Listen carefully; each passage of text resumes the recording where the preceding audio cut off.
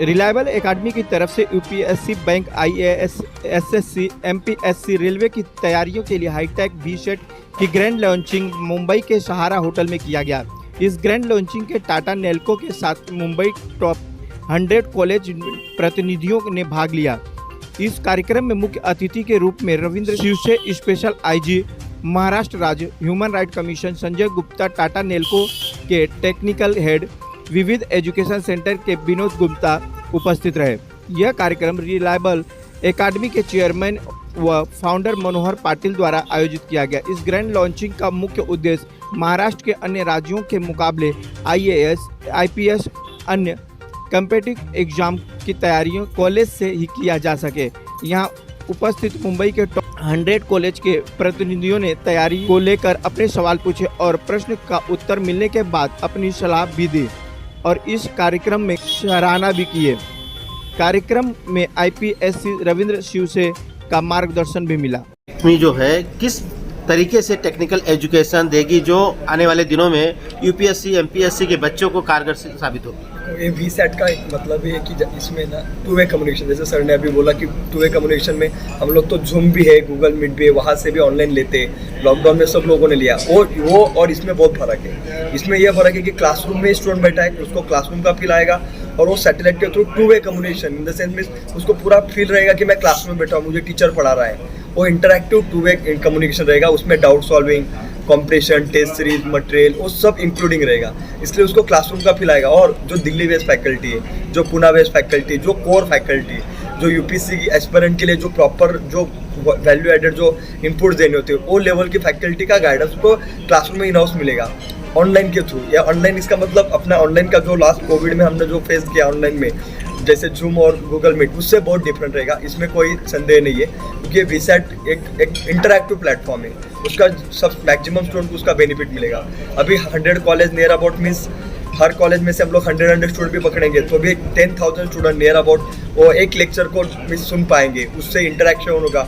जो स्टूडियो में ऐसा फॉर्म रहेगा जो हर स्टूडेंट से हम लोग इंटरेक्ट कर सके, स्टूडेंट कोई भी क्वेश्चन पूछ के उसका आंसर उसको मिल सके।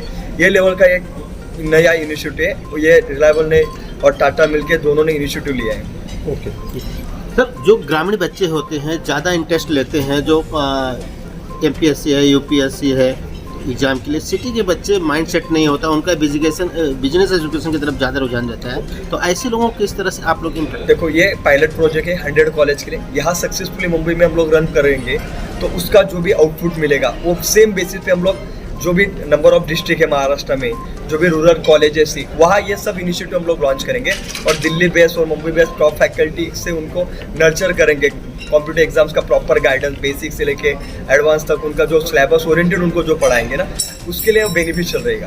तो ये रूरल एरिया तक भी ये जाएगा सब।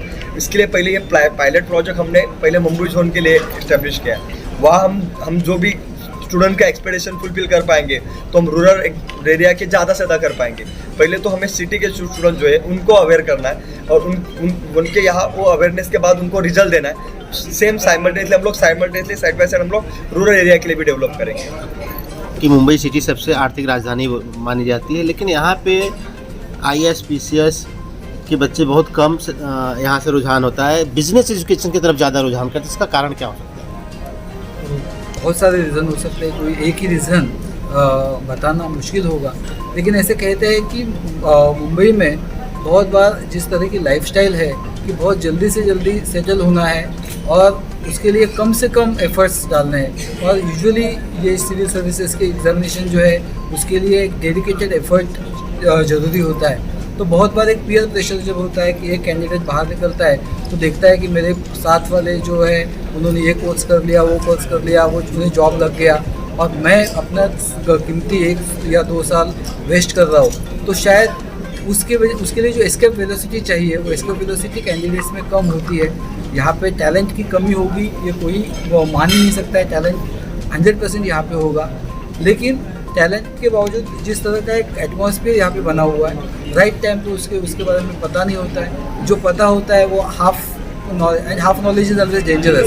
तो राइट अप्रोच नहीं होना, राइट एटमॉस्फेयर नहीं होना और राइट इन्फॉर्मेशन नहीं होना, ये रीज़न है। और उस वजह से मुंबई जो एक बहुत बड़ा मेट्रोपॉलिटन सिटी इंडिया का है वहाँ से बहुत कम पैमाने में स्टूडेंट निकलते हैं। और अभी फ़िलहाल जो निकल रहे हैं वो अपने इंडिविजुअल मेहनत से निकल रहे हैं, उसके लिए कोई इंस्टीट्यूशनल हेल्प हो रही है ऐसे कोई बोल नहीं सकता है। तो जिस तरह से देखा जाए यूपी और बिहार में ज़्यादातर IAS ऑफिसर्स और IPS निकलते हैं, तो क्या सर यहाँ महाराष्ट्र में क्या कोशिश नहीं करते, ऐसा कुछ है क्या? नहीं, टेक्नोलॉजी की क्या कमतरता है महाराष्ट्र में? ऐसा ये जो लगता सवाल है कि बहुत बार कि हम जब कोई एग्जाम्पल हमारे सामने होता है तो शायद एक सचिन तेंदुलकर जब निकला तो सचिन तेंदुलकर को देख के अभी अब अगर मुंबई के ग्राउंड्स देखने जाओगे तो हर बीच पे आपको देखेंगे छोटे छोटे बच्चे जो है वो कर रहे हैं। तो अपने सामने अगर कोई एग्जाम्पल हो तो उस तरफ रुझान होता है। जैसे आपने यूपी और बिहार का कहा कि वहाँ पे गांव-गांव में जब जिस तरह से सक्सेसफुल कैंडिडेट्स हुए तो उसमें वो इंस्पिरेशन और बच्चे लेते रहे। अगर उन्होंने सोचा कि ये हमसे पहले होने वाले लोग JNU में एडमिशन लिए है तो उन्होंने पहले JNU के लिए कोशिश की, JNU में जाके किया। JNU का शायद जो सिलेबस है और JNU का जो स्टडी पैटर्न है वो इन एग्ज़ाम्स के लिए ज़्यादा कंड्यूसिव था, तो उस वजह से वहाँ से कैंडिडेट हुए। यहाँ पे कोई रीजनल ये करने की ज़रूरत नहीं है, लेकिन जब मतलब सक्सेस ब्रीड्स सक्सेस जिसे हम कहते हैं कि सक्सेस को जन्म देता है, ये एक रीज़न रहा होगा।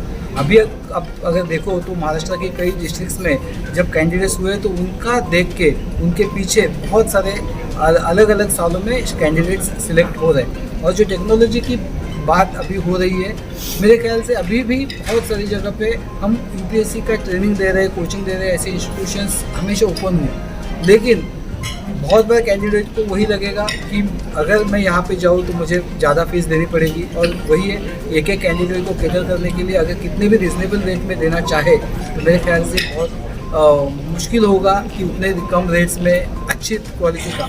लेकिन टेक्नोलॉजी इस गैप को कम कर सकती है। टेक्नोलॉजी जो है कि एक वक्त में अभी मेरे ख्याल से ये ऑर्गेनाइजर्स की रिस्पॉन्सिबिलिटी है, स्पेशली टाटा नेल्को, कि उन्हें ये बताना है ज़रूरी है कि ऑनलाइन और इसमें डिफरेंस क्या है, क्योंकि ये 2 वे कम्युनिकेशन है। और इसमें कि जब ये जिस तरह के लेक्चर्स होंगे तो उसमें लाइव का फील किस तरह से आएगा। 100 से ज़्यादा कॉलेजेस जब इसमें पार्टिसिपेट हो रहे हैं तो उस कॉलेजेस को अगर वही कोचिंग वही ट्रेनिंग उनके स्टूडेंट्स को अपने कॉलेज में 3 साल का जब वो ग्रेजुएशन कर रहे हैं या 4 साल का ग्रेजुएशन कर रहे हैं उसी वक्त अगर मिले तो मेरे ख्याल से उनका बहुत कीमती वक्त है वो वेस्ट होने से बचेगा। बहुत सारे कैंडिडेट्स को पता चल जाएगा अपना कैलिबर है और जो सच में उस लायक है वो और ज़्यादा एफर्ट्स करेंगे और उससे हम लोग ज़्यादा से ज़्यादा सक्सेस UPSC और एग्ज़ाम्स में महाराष्ट्र के कैंडिडेट्स का देख पाएंगे। ओके।